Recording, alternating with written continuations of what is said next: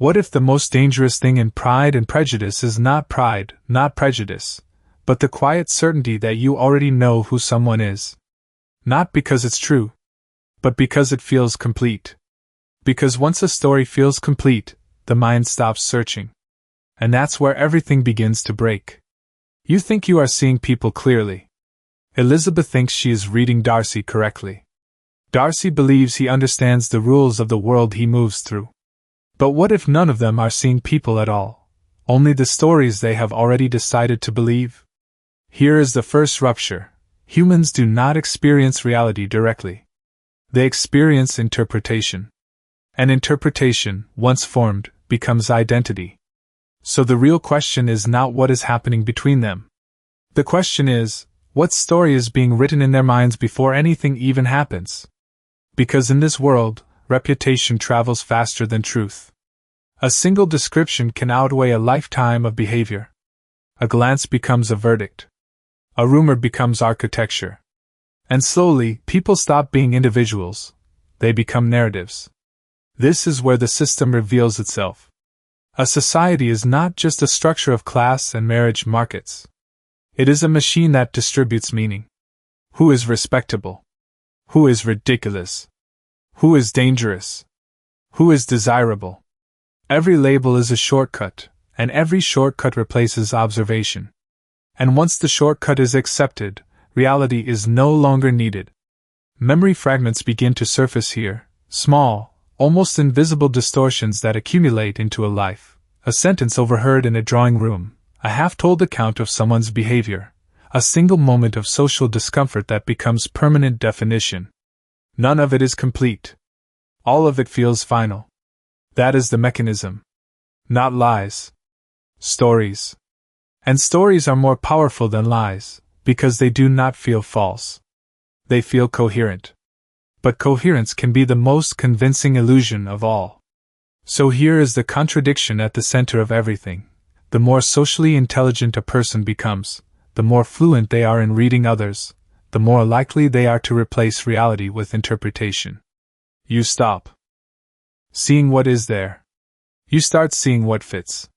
And once that happens, even truth becomes difficult to recognize, because truth does not always arrive in a recognizable form. It often arrives as disruption, as discomfort, as something that does not fit the story you already built. But people rarely trust disruption. They trust narrative stability. So the question deepens: if everyone is living inside a story they believe is reality, then who is actually perceiving anything clearly? Or is clarity itself just another story we tell ourselves to feel safe? Because if Elizabeth is wrong about Darcy, and Darcy is wrong about Elizabeth, then what does it mean for any of the judgments we make about the people closest to us? What if every relationship is not between two people, but between two interpretations that have never fully met reality? And if that is true, then the most important question is no longer about who is right or wrong. It becomes something far more unsettling. Who or what is writing the story you are currently living inside?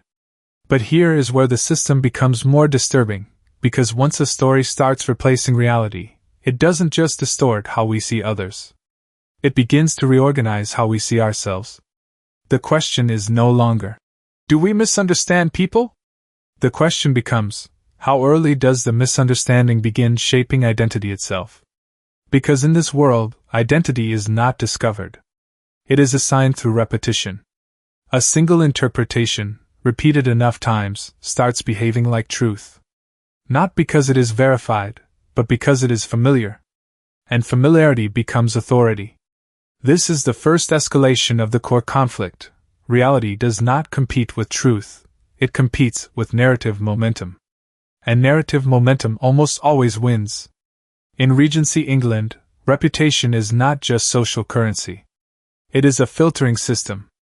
Before anyone speaks, they are already partially defined. Before any action is seen, it is already interpreted. So when Elizabeth evaluates Darcy, she is not observing him in isolation. She is observing him through a preloaded structure of meaning, stories she has absorbed, fragments of judgment, social signals that arrived before evidence ever did. Memory fragment, A single overheard comment at a gathering becomes more influential than months of unseen behavior. Not because it is accurate, but because it is portable. It can be repeated. And what can be repeated becomes reality faster than what must be witnessed. That is the distortion layer.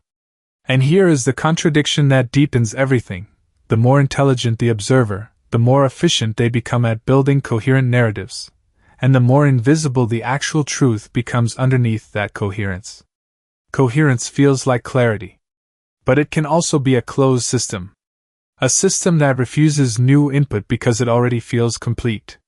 Scale shifts here become unavoidable. This is no longer about two individuals misreading each other. It becomes a model of an entire social structure where understanding is outsourced to reputation networks. No one verifies directly.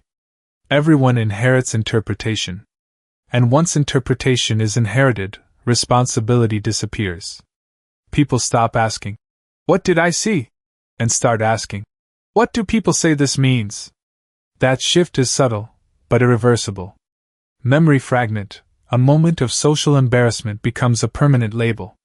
Not because it defines the person, but because it stabilizes the story others need in order to categorize them.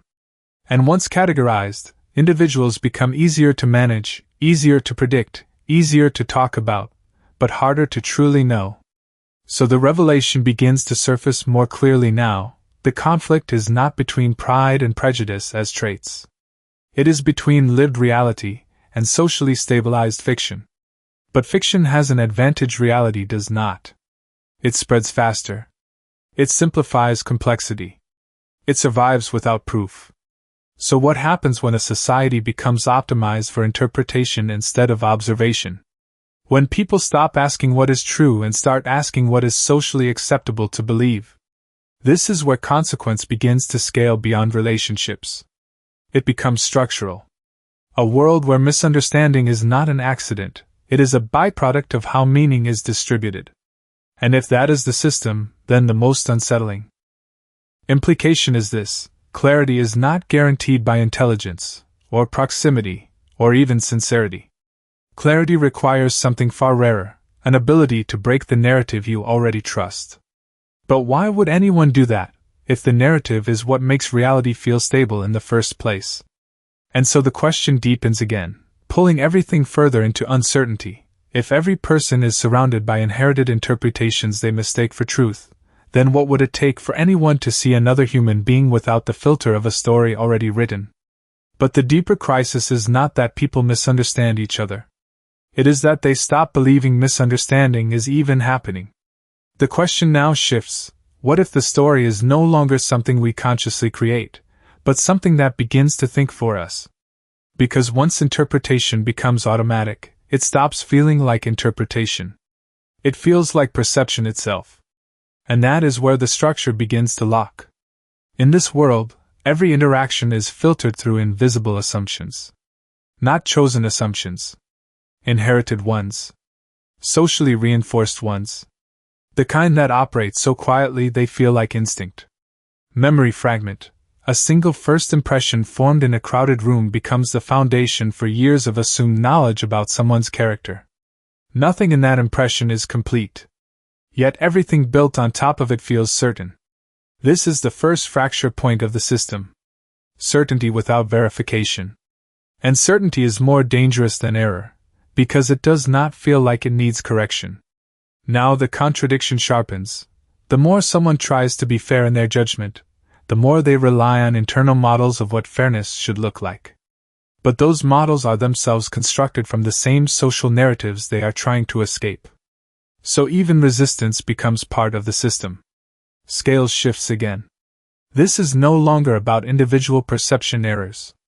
It is about a self-reinforcing network of interpretation where every attempt to correct the narrative feeds back into another narrative. A society that believes it is correcting misunderstanding is often just refining its preferred version of misunderstanding. Memory fragment.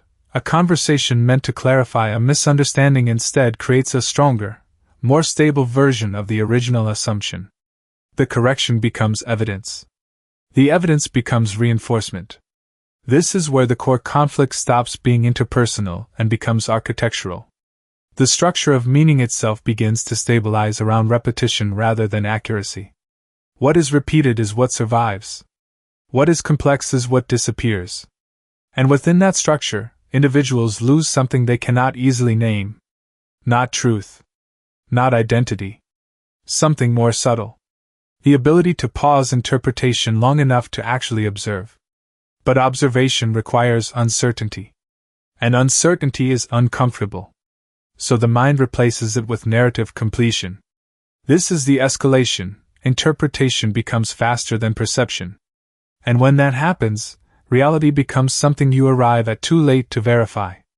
Elizabeth and Darcy exist inside this mechanism without realizing it. Each of them is surrounded not by the other person, but by accumulated interpretations of the other person. Every judgment, every rumor, every confident assumption adds another layer. None of it is fully wrong. None of it is fully right. But together, it forms something that behaves like truth. A structure that resists contradiction not by rejecting it, but by absorbing it into new interpretation. Memory fragment. A single moment of unexpected behavior does not break the narrative. It is absorbed and re-explained until it no longer feels unexpected. So what begins to emerge is not deception in the traditional sense. There is no central liar. There is only distributed meaning construction. A system where everyone participates in building realities they believe they are simply discovering. And here is the most unsettling revelation beginning to surface. If meaning is always constructed through narrative, then truth is not the opposite of narrative. It is just a narrative that has survived longer than others. But that raises a deeper instability. Because if survival determines truth, then what ensures that what survives is actually real? Or is reality itself just the longest surviving interpretation we have ever agreed not to question? And beneath that question, something even more unresolved begins to form. Something that suggests the system may not just shape perception, but may also decide which perceptions are even possible to have in the first place. So the question becomes no longer about whether people misunderstand each other, but about something far more fundamental. What if misunderstanding is not an error in perception, but a feature of the system itself, built into the very way meaning can exist between people? The revelation begins here, slow and almost invisible at first, that the world these characters inhabit does not just contain social narratives, it actively restricts the kinds of narratives that can even be formed in the first place. What looks like free interpretation is actually bounded by invisible structures of language, etiquette, and expectation, and those structures decide in advance what can be noticed, what can be said, and what must remain unspoken. In this sense, perception is not simply distorted by society, it is pre-shaped before perception even begins. Memory fragment. A polite phrase repeated in conversation does not simply communicate respect, it quietly encodes rank, distance, and permission, determining how deeply one person is allowed to truly see another. This is the first layer of revelation, that language itself is not neutral, but architectural. It builds the limits of thought while pretending to simply describe it. And within that architecture, individuals are not freely interpreting reality, they are selecting from a restricted menu of socially approved interpretations. The deeper insight emerges when we realize that what feels like personal judgment is often just the activation of pre-written social scripts, patterns of expectation so ingrained that they feel like intuition. Contradiction appears here. The more natural a judgment feels, the more likely it is to be externally authored. And this leads to the deeper revelation that what we call understanding is often just the recognition of a familiar script being performed again with different actors. Memory fragment. A moment of realization occurs when a character hears a description of themselves that feels completely accurate, yet none of their lived experience fully matches it, revealing that accuracy is not required for a narrative to feel true. This is where the system reveals its true power, not in forcing people to believe false things, but in making certain interpretations feel inevitable. The consequence is profound. If interpretation is structured before experience, then experience can never fully escape interpretation. Even direct observation becomes filtered through expectations about what is appropriate to see. Scales shifts dramatically here. from individual psychology to cultural operating system, where society functions less like a collection of opinions and more like a grammar of perception, silently defining the rules by which reality can be spoken into meaning. Within this grammar, some truths are grammatically impossible to express, not because they are forbidden, but because there is no linguistic pathway that allows them to form coherently. And so silence is not absence, but structural limitation. The consequence of this revelation is unsettling. Freedom of thought may exist within the system, but freedom of expression is always already shaped by the architecture of available meaning. And if meaning itself is pre-structured, then even rebellion risks becoming another sanctioned form of expression, absorbed back into the system as a recognizable variation. So the greater shift emerges. What if the most powerful force in this world is not belief, not class, not even misunderstanding, but the invisible grammar that decides which forms of understanding are even possible to begin with? And if that grammar is so deeply embedded that it feels like reality itself, then the question is no longer what characters believe about each other, but what kind of reality allows only certain beliefs to exist at all, and what lies permanently outside the boundaries of what can ever be understood. So the question finally becomes unavoidable. If every layer of meaning is shaped before it is ever consciously perceived, then what remains of agency itself, and who or what is actually doing the interpreting behind the scenes? The core revelation emerges not as a single discovery, but as a structural inversion of everything that seemed to be happening earlier. It is not that people misunderstand reality. It is that reality, as experienced by them, is already a negotiated output between perception and a pre-existing system of social meaning that silently edits what can be seen as real. Pride and prejudice, in this deeper sense, are not emotional flaws in individuals, but stabilizing mechanisms in a larger interpretive architecture. Pride becomes the defense of a self that is already a narrative construct, while prejudice becomes the compression algorithm that reduces complexity into socially usable categories. Memory fragment. A character confidently dismisses someone after a single social interaction, not realizing that the judgment is not born from observation, but from a preloaded template of what someone, like that, is expected to be. This is the hidden engine beneath every misreading in the system. The insight expands further. Elizabeth and Darcy are not simply failing to understand each other. They are each operating inside different interpretive libraries, each library containing its own inherited rules of plausibility. What feels like personal bias is actually distributed cognition, a collective agreement on how reality should be segmented into recognizable types of people. And once these segments exist, individuals are no longer seen as continuous beings, but as categories temporarily wearing human form. Memory fragment. A single apology, once unthinkable within a rigid social expectation, becomes the moment that destabilizes an entire identity, revealing that identity itself was held together more by expectation than by truth. The consequence of this realization is that social reality is not built from direct human understanding, but from recursive validation loops where people confirm each other's expectations rather than each other's reality. Each interaction is less an exchange of truth and more a reinforcement of interpretive stability. Scale shifts again, this time beyond society. Into epistemology itself. What we call knowledge is not pure observation, but structured agreement on what kinds of interpretations are allowed to persist without contradiction. And in that structure, deviation is not just disagreement, it is treated as instability that must be resolved back into familiar narrative forms. This is where the true function of the system becomes visible. It does not primarily suppress truth, it organizes ambiguity. It takes the infinite complexity of human behavior and compresses it into socially functional stories that can circulate without collapsing meaning. The cost of this compression is invisibility of nuance. But the benefit is shared coherence. Memory fragment. Two individuals experience the same event, yet remember entirely different emotional meanings from it, and both memories stabilize into truth, because they are socially reinforced rather than empirically tested. The philosophical weight of this is unavoidable.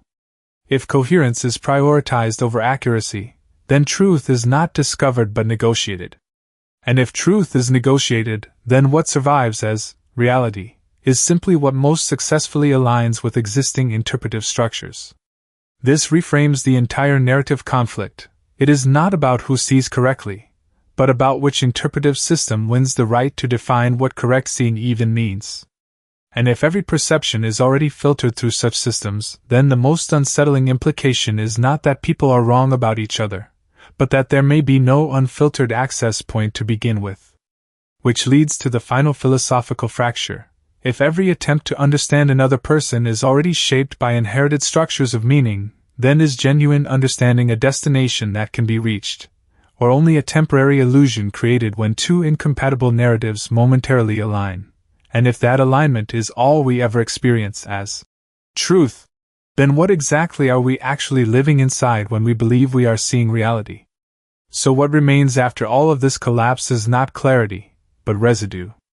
The residue of every interpretation that once felt like truth, every narrative that once felt complete, every social certainty that once felt unshakable. And that residue does not disappear. It accumulates. This is the consequence that was always waiting beneath the surface. When meaning is built through interpretation rather than direct access to reality, nothing is ever fully resolved. It is only rewritten. Every correction becomes another layer. Every clarification becomes another version. Every attempt to see clearly produces a new structure that quietly replaces the old one. Memory fragment. A moment that once defined someone's character is later reinterpreted so many times that the original event becomes irrelevant, yet the identity built around it remains fully intact. This is how legacy forms in such a system. Not as truth preserved, but as interpretation stabilized. And in this stabilization, something essential is lost. Not accuracy. Not even certainty. But immediacy. The ability to encounter another person without first encountering the story of them. So the consequence expands beyond misunderstanding. It becomes a condition of perception itself. People are not only seen through narratives, they are maintained through them. Once a narrative becomes dominant, it begins to behave like infrastructure. Invisible, but structuring everything it touches. Elizabeth and Darcy, at this level, are no longer exceptions. They are examples of a universal mechanism. Their shifting perceptions are not personal failures. They are demonstrations of how fragile direct understanding is when placed inside a system that rewards interpretation over observation. Memory fragment. A single moment of recognition where a previously fixed idea of someone collapses, not because new facts appear, but because the old narrative can no longer contain the complexity that reality keeps producing. And this is where legacy deepens into something larger than the story itself. What remains after the collapse of misinterpretation is not truth in a pure form, but awareness of how easily truth is constructed in the first place. That awareness does not free perception. It complicates it permanently. Scales shifts outward again. If every individual operates through inherited narrative systems, then entire societies are not collections of opinions, but overlapping frameworks of meaning that define what kinds of people can even exist as recognizable categories. Class, reputation, virtue, shame, these are not descriptions of reality. They are tools that decide what reality is allowed to look like. And once these tools are internalized, they no longer feel like tools. They feel like perception itself. This is the lasting consequence. The world does not simply shape judgment. It becomes indistinguishable from judgment. Memory fragment, a social label, once applied casually, becomes so deeply absorbed into identity that even contradiction cannot fully erase it, only complicate it. The legacy of this system is subtle but total. It leaves behind a world where individuals are constantly reconstructing each other, yet never fully arriving at each other. Where every understanding is provisional, and every certainty is already on its way to becoming reinterpretation. And perhaps the most unsettling reflection is this: even the recognition of these patterns does not fully escape them. To see the system is still to see it through a system of seeing. So the deeper consequence is not just that truth is unstable, but that awareness itself is structured. Even the attempt to step outside interpretation becomes another interpretation of stepping outside. And if that is the condition, then the final question cannot simply be about whether people misunderstand each other. It must become something more fundamental, and far less stable. If every act of understanding is already shaped by the very structures it tries to understand, then what would it actually mean for perception to ever be truly free of narrative at all? In the end, what remains is not a resolution, but a quiet realization that was forming long before any of this was consciously understood. Human beings do not simply live inside reality, they live inside the meaning they continuously assemble around it. And once that becomes visible, it cannot be unseen in the same way again. There is no final layer where interpretation disappears. Only deeper layers where interpretation becomes more refined, more invisible, more automatic. The mind does not step outside the system. It learns to recognize the system while still moving inside it. And that recognition changes nothing outwardly, yet everything internally. Memory fragment, a moment of sudden clarity where two people look at each other without the certainty of any fixed definition, and for a brief instant, either interpretation feels stable enough to fully hold. That instability is not a failure of understanding. It is the closest thing to direct perception the system allows. And yet it cannot last. Because meaning always returns. Stories always reassemble. The mind cannot stay in pure openness for long before it reconstructs coherence again, even if that coherence is slightly wrong, slightly incomplete, slightly imagined. This is the final tension that remains unresolved. The human need for narrative is not an accident. It is the mechanism through which experience becomes livable. Without it, there is no structure to hold memory, no frame to hold identity, no continuity to hold self. So the legacy of everything that has unfolded is not that narratives are false. It is that narratives are unavoidable. Memory fragment, a single label, once attached to a person, continues to echo long after the original context has vanished, shaping how they are remembered more than how they were ever actually experienced. And this is where the human meaning of it all settles, not in escaping interpretation, but in becoming aware of how interpretation behaves. Because awareness does not remove the filter. It only reveals that the filter was always there. The deepest inheritance of this world is the recognition that understanding is never a final state. It is a continuous negotiation between what is seen, what is assumed, and what is socially allowed to be believed. And even that negotiation is unstable. So what remains is not certainty, but a more fragile kind of awareness.